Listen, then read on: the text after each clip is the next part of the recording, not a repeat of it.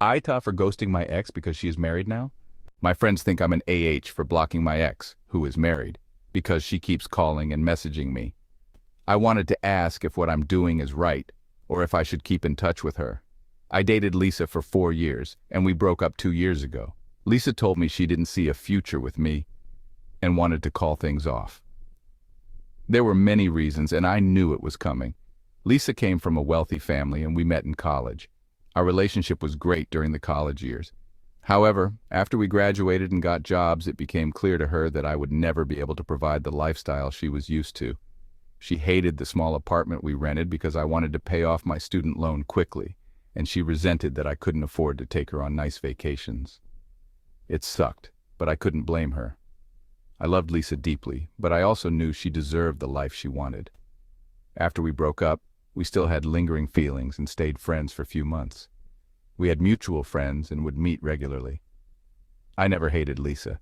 In fact, I cherished the memories of the 4 years we were together. But I was also acutely aware that we came from different worlds and that she shouldn't have to settle because of me.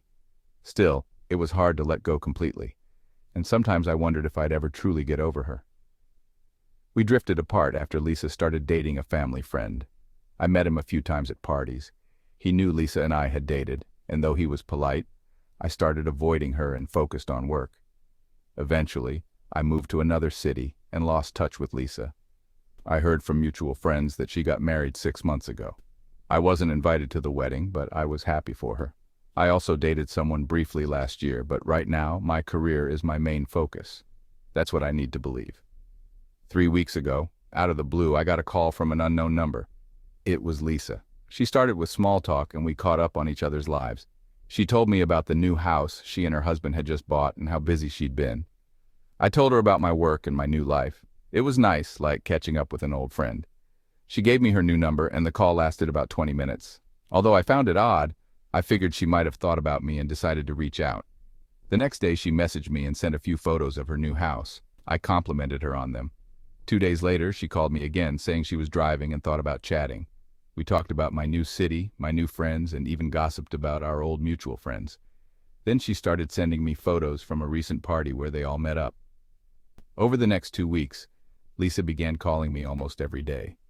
I ignored most of her calls, but she always said she had free time and wanted to talk. She started sending me TikToks, memes, and messages, initiating conversations all the time. At first, I brushed it off, thinking she was just being friendly, but it felt wrong. Lisa is married, and I shouldn't be talking to her so frequently. The more she reached out, the more unsettled I became. Was she unhappy in her marriage? Was she just lonely? Or was I reading too much into it? Last Friday, I finally messaged her, saying that it felt inappropriate for us to talk so often, given that she's married now. She replied almost immediately, saying there's nothing wrong with us being good friends like before.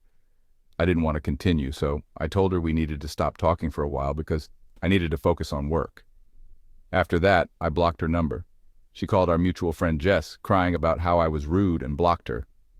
Jess told our other friends, and some of them called me, saying I was being unreasonable to treat Lisa that way and cut her off. I don't understand how no one sees that it's wrong for Lisa to call her ex when she's happily married after more than a year of no contact. It doesn't make sense. But maybe I'm the one who's missing something. Am I being unreasonable with Lisa, or was it right for me to block her for both our sakes? And if I'm right, why do I still feel so conflicted? After I blocked Lisa, she called my friend Jess and wanted to talk to me one last time. I initially declined, but finally caved in and told her that it would be the last time we would talk.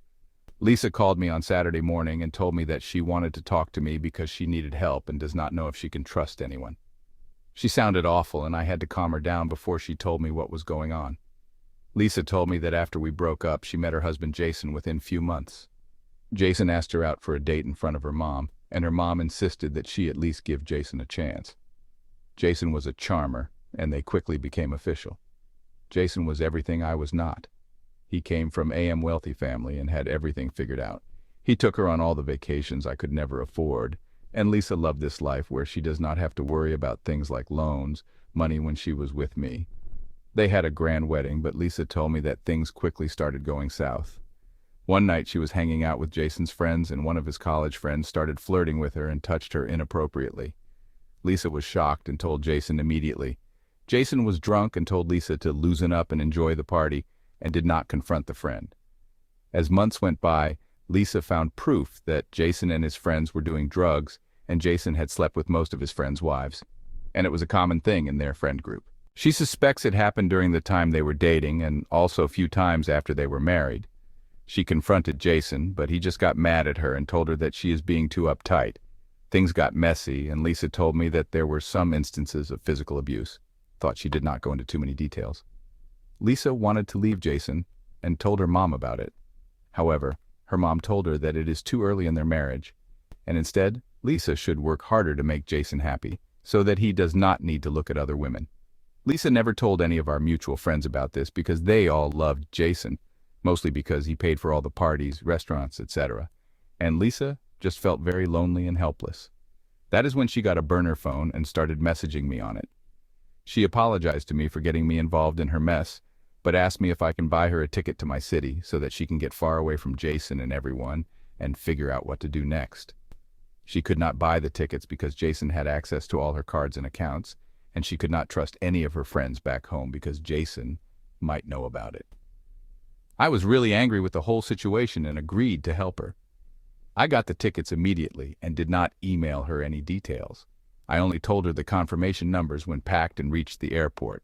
She flew to my city and is staying in my guest room. As expected, hell broke loose as soon as she called her parents to tell them that she has left Jason and is with me. She told them and our friends why she did what she did.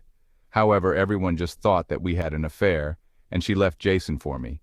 Jason was really angry and demanded her to come home or they are done. His parents called her to plead her to come back and talk about things calmly.